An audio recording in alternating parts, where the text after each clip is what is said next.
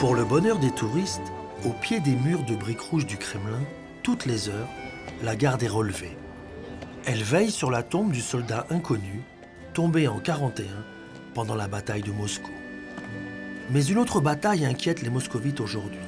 Elle s'appelle Rénovation.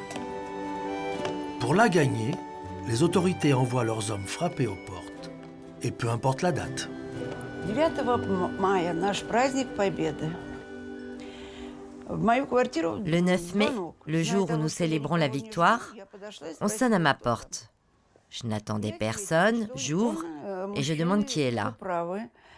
Un homme m'a répondu qu'il était envoyé par les services de la ville et il m'a demandé si j'étais d'accord avec le programme de rénovation, d'accord pour partir.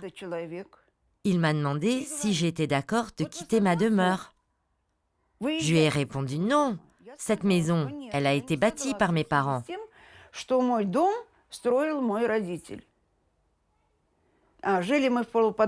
Nous vivions dans une cave avec une cuisine et des toilettes pour 6 familles. En 1959, mes parents ont travaillé à la construction de cet immeuble. Et c'est pour cela qu'on nous a attribué un appartement ici. Quand j'ai fermé la porte, j'ai pleuré. Valentina est priée de quitter son appartement un 9 mai, jour sacré de l'anniversaire de la victoire de 1945. Jour de défaite pour elle et ses voisins du quartier tranquille de Noviye Tcheriomushki. Le premier quartier modèle construit en 1957 sous Nikita Khrouchtchev. Les Khrouchtchevka, ces petits immeubles typiques entourés de cours, d'espaces verts, d'écoles, de jardins d'enfants, conçus pour le bonheur de millions de soviétiques, doivent disparaître. Du passé, on fait encore table rase. Un nouveau Moscou se prépare sur des plans dessinés derrière les tours et clochers du Kremlin.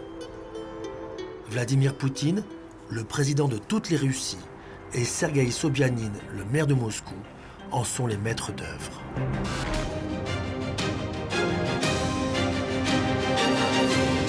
Nous ouvrons notre journal avec la rencontre de Vladimir Poutine et du maire de Moscou, Sergueï Sobyanin. Le président a donné l'autorisation au maire de la ville de démolir ce que nous appelons les Khrouchtchevka. Selon lui, la rénovation de la majeure partie de ces vieux immeubles de 5 étages est jugée inopportune. Les habitants devraient être relogés suivant leurs intérêts. À son tour, Sobyanin a déclaré que la réinstallation des habitants était en cours.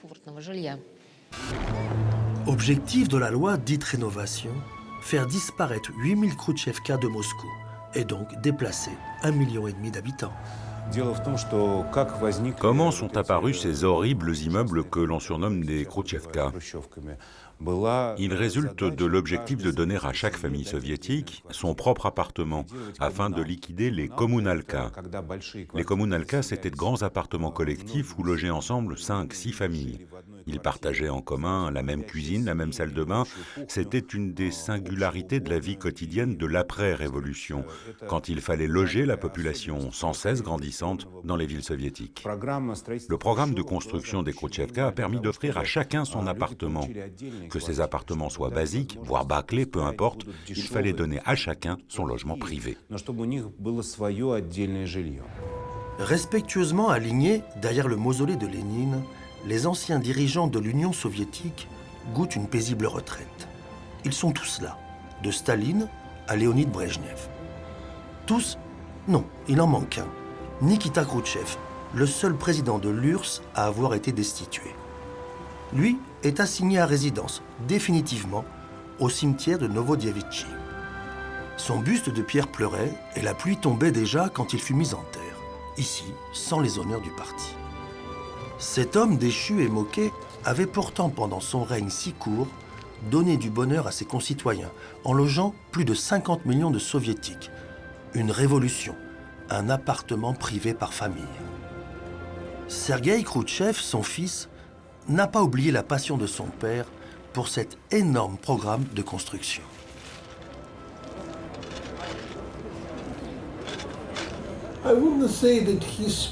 Je ne dirais pas qu'il me parlait de son programme, Parce qu'en fait, il vivait son programme. Et moi, je vivais avec lui, alors il en parlait tout le temps. La rupture avec le stalinisme confirmée, le culte de la personnalité dénoncée, Khrouchtchev peut afficher son programme au 21e congrès du parti, un toit pour chaque soviétique. 15 millions d'appartements doivent être bâtis en moins de 7 années. Poussés par Khrouchtchev, les architectes doivent repenser la ville. Les immeubles sont construits par îlots entiers, non pas le long des boulevards, mais au cœur d'espaces verts. Ils doivent laisser place à tous les équipements collectifs nécessaires. Magasins, écoles, garderies, cantines, salles de sport ou cinéma. Tout doit être à portée de main des habitants de ces micro-quartiers. Les choix d'aménagement de Khrouchtchev sont simples. La construction doit prévaloir sur l'architecture. Et il précise, nous ne sommes pas contre la beauté, nous sommes contre les excès.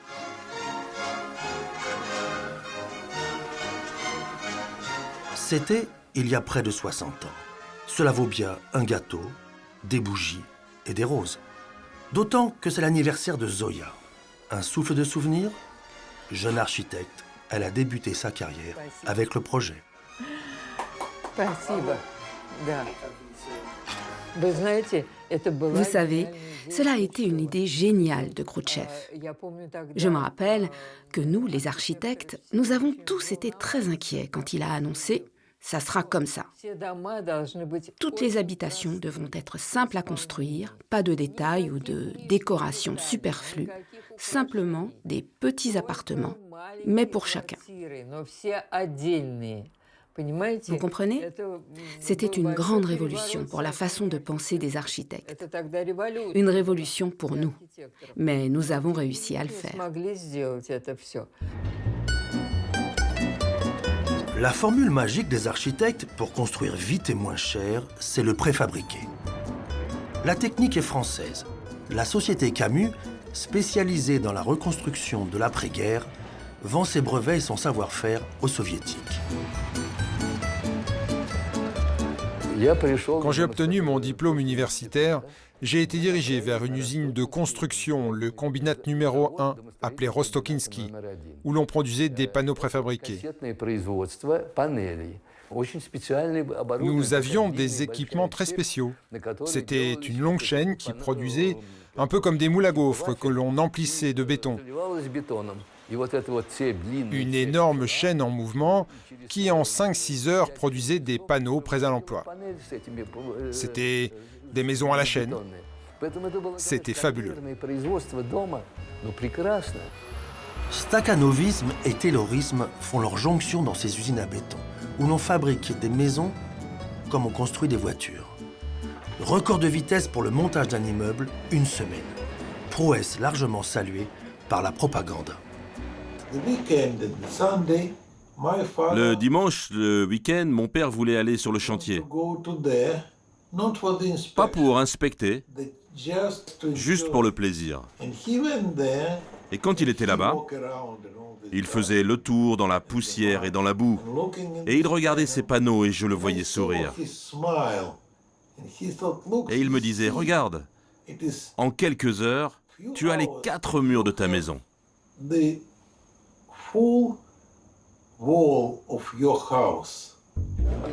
Pendant les 7 années de pouvoir de M. K, 54 millions de soviétiques vont quitter leurs sordides appartements communautaires pour s'installer dans les Khrouchtchevka. Les bâtiments tous identiques sont limités à 5 étages, ce qui évite de les doter d'ascenseurs. Les plafonds sont rabaissés à 2,50 m, les pièces sont étroites et l'insonorisation inexistante. Mais peu importe, quand on se fait attribuer un de ces petits logements, on ouvre une porte sur un avenir radieux. Pour eux, ça a changé toute leur vie. On avait l'impression qu'ils vivaient maintenant au paradis. Oui, nous étions fiers. Nous construisions le communisme. Bien sûr, je me sentais investie et actrice du plus grand événement, du plus important événement de notre pays, l'acquisition de logements. Oui, nous construisions le communisme. Jusqu'à la chute de l'URSS, ces petits immeubles ont été plus ou moins entretenus par l'État. En 1991, Ils ont été donnés aux habitants, à charge pour eux de les maintenir en état. Les utopies se sont dispersées au vent de l'histoire. Les nouveaux propriétaires n'ont jamais trop bien compris les notions de charge et d'entretien. Les Khrouchtchevka ont vite perdu de leur splendeur, à quelques exceptions près. Maintenant, je voudrais vous dire, on est juste devant un immeuble de 5 étages qui est en parfait état. Tout, fenêtres, portes et le reste est très bien entretenu. Et imaginez, tout d'un coup, tout ça va être détruit. Je suis peinée, déçue. Je les ai construits pour durer. Ils peuvent durer. Et ces bâtiments que j'ai construits, on les appelle maintenant des taudis. Comment est-ce possible? La loi tout juste votée, les pelleteuses entrent en action. Le projet rénovation prévoyait à l'origine la destruction de 8000 immeubles. Environ un moscovite sur 10 à déplacer. Sentant la grogne monter, la mairie a ramené le nombre d'immeubles à détruire à 4500 et la population à reloger sous la barre du million. Bien sûr, pour les gens, surtout pour les personnes âgées, déménager, c'est une catastrophe. Les gens ont peur de bouger et ils veulent pas. Mais sincèrement, ils vont recevoir des appartements de plus grande superficie, c'est sûr, c'est écrit dans les textes. Et ils auront un appartement dans le même quartier que celui où ils vivaient. En aucun cas, ce sera un exil ou une déportation. À chaque famille déplacée, la mairie propose sans frais un appartement de superficie égale. 17 étages de béton et de préfabriqués avec couleur vive en façade et parking en surface et sous-sol. Une autre façon de concevoir la vie de quartier. Mais ces quartiers dortoirs à forte densité manquent cruellement d'infrastructures sociales et sont très éloignés du centre-ville.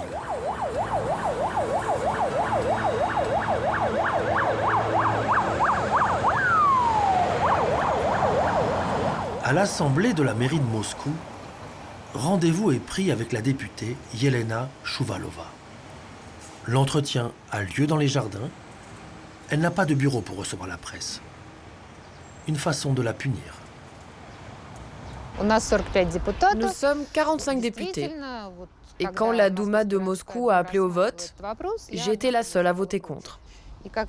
Et je pense que pour cela, on ne m'a pas attribué de bureau. Je suis contre le projet rénovation, parce que pour moi, ce n'est pas une rénovation. Pour moi, c'est une expropriation et une déportation. À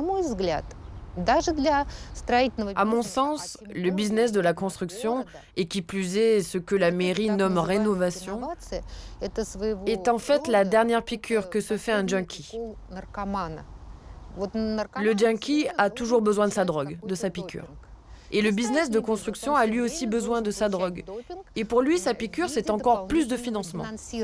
Comme ça, il récupère du budget de la ville, un nouveau shoot, près de 96 milliards de roubles.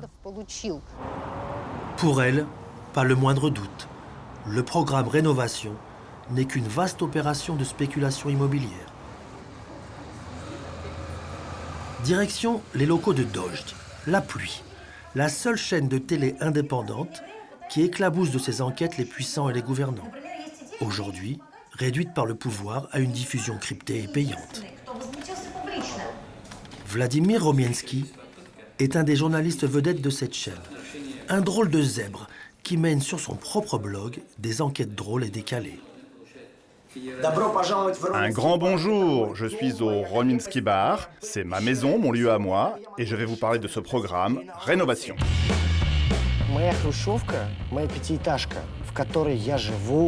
Ma Khrouchtchevka, mon 5 étages où je vis depuis 7 ans, va être démoli. Il s'est retrouvé dans la liste, et c'est pour cela que j'ai commencé à travailler sur ce sujet. Il ne faut pas que je me prenne trop au sérieux. Mais j'ai quand même mis des éléments sur mon blog où je parle très brillamment des problèmes auxquels je dois faire face.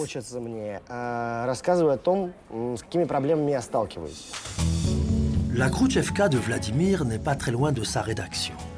Dans la gigantesque métropole russe, elles incarnent encore parfois proximité et convivialité.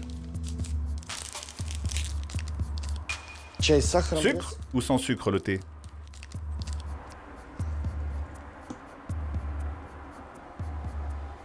On dit que les Khrouchtchevka sont très petites, que les appartements des 5 étages sont inconfortables et les cuisines exiguës. C'est vrai. Que l'isolation est mauvaise, qu'ils sont mal entretenus, qu'il n'y a pas de vie d'ordures, pas d'ascenseur, ce qui est difficile pour les personnes âgées. Oui. Mais dans cet appartement, exactement, j'ai réussi à créer une atmosphère qui est mienne et qui me plaît. Pour que vous compreniez ce que je risque de perdre, je vous invite à une petite visite.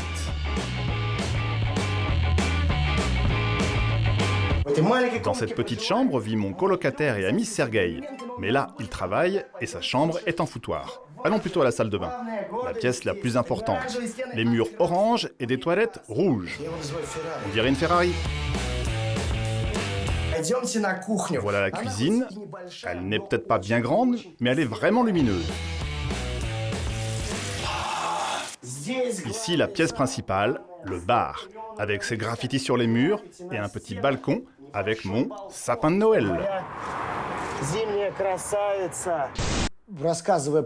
Quand je parle du programme Rénovation, j'essaye d'expliquer aux gens que, alors que la loi n'est pas encore complètement promulguée, on leur demande déjà de voter pour ou contre la démolition de leur immeuble. Les gens doivent comprendre ce que l'on va leur donner en échange. C'est une chose de vivre dans un immeuble de 5 étages, d'un petit quartier, au milieu de la verdure. C'en est une autre de se retrouver dans les monstrueux immeubles de 16 étages qu'ils sont en train de construire.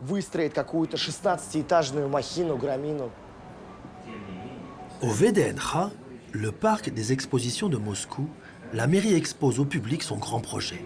Vidéos, maquettes et charmantes hôtesses doivent convaincre les habitants des Khrouchtchevka qu'un nouvel avenir les attend. Radieux, assurément.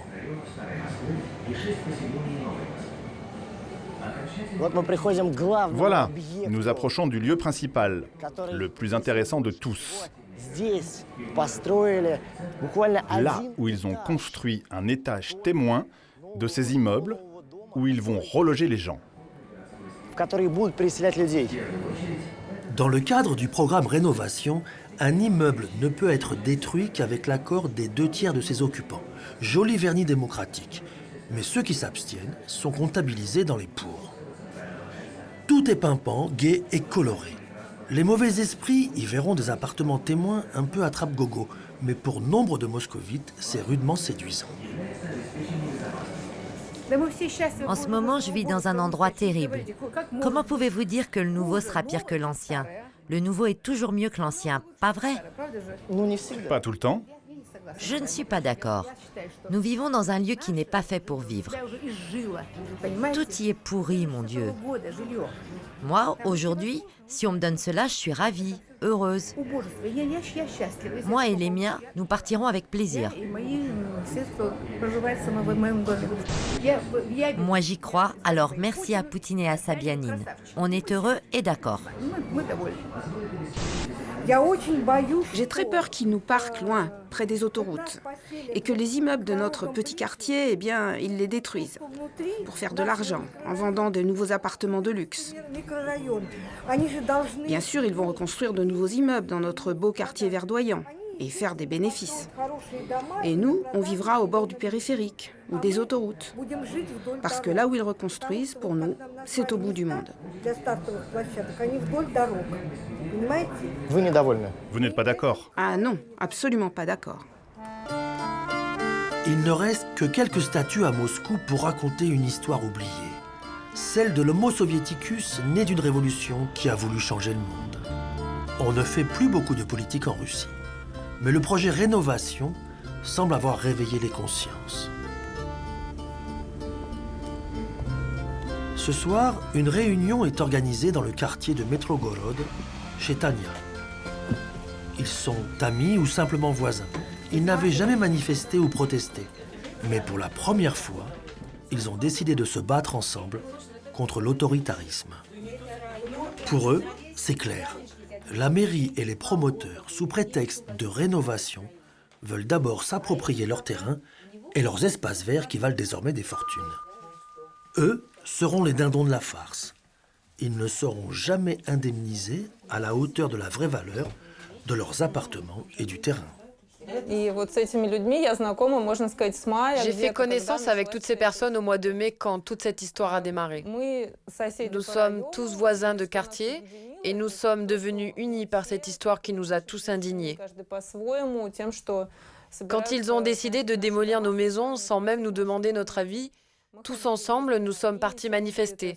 C'était formidable. Nous rendons visite à nos voisins pour discuter. La nuit, nous distribuons des tracts et des journaux. Tout cela nous a unis. Le 14 mai 2017, 30 000 personnes selon les organisateurs, 8 000 selon la police, défilent avenue Sakharov au cri de « Rénovation égale déportation »,« Non à la mafia du bâtiment »,« Ils volent nos terres » ou encore « Sabianine démission ». Un camouflet pour le président Poutine, une manifestation de taille pour Moscou.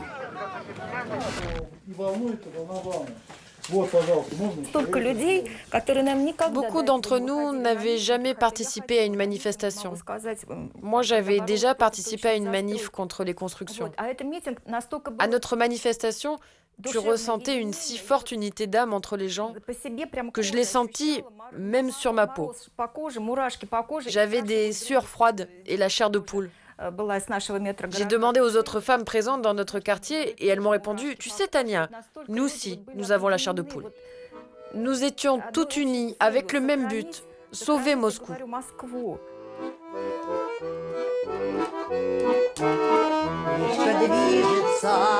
Pas de vodka, mais une chanson pour clore la réunion. Ils sont venus pour défendre leur vie, leur dignité et leur espace privé. Jamais les moscovites n'avaient autant communiqué entre voisins. Les réseaux sociaux et Facebook regroupent maintenant des dizaines de milliers de participants sous la bannière « Les moscovites contre les destructions ». C'est une véritable résistance qui s'organise, avec son journal clandestin et ses petits soldats. Un journal autoproduit, un samizdat moderne.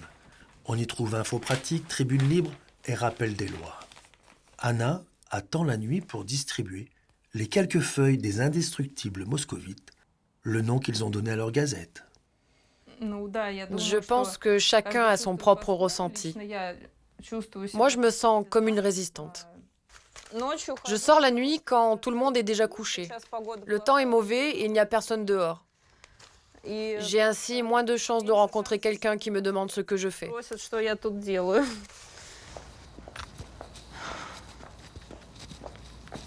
Comme un partisan, Anna se presse pour sa mission nocturne.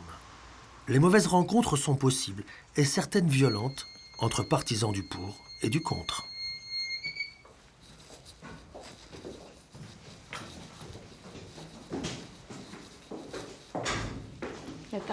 Pure adrénaline.